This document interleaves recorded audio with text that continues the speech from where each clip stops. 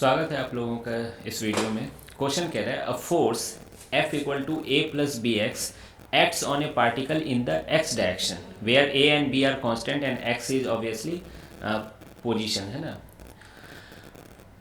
in the direction x. Find the work done by this force during a displacement from x equal to 0 to x equal to d है ना। तो कितना work होगा?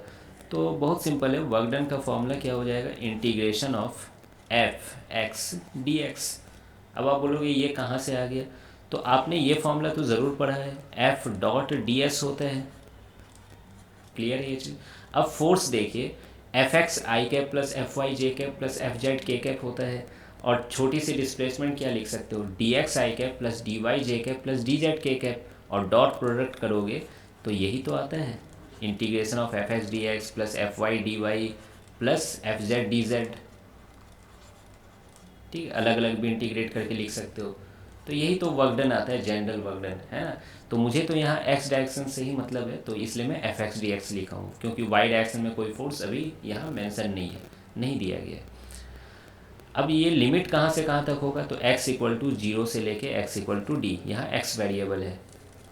तो बस, तो अब ये इंटीग्रेशन का क्वेश्चन बन गया है ना। तो फोर्स की value a plus b x है इंटू डी एक्स, 0 से लेके d।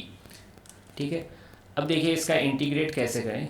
a dx का इंटीग्रेशन क्या हो जाएगा, ax, और bx dx का इंटीग्रेशन क्या हो जाएगा, x dx का इंटीग्रेशन x स्क्वायर बाई 2, तो bx स्क्वायर बाई 2। ठीक है, लिमिट कहाँ से कहाँ तक, 0 से लेके d तक। एक बार x की जगह आप d पुट करोगे और एक बार x की जगह 0 पुट करना है, और दोनों को सब्ट्रैक्ट करना है, upper limit minus lower limit. तो जब आप d पुट करोगे तो a d plus b d square by 2 आएगा।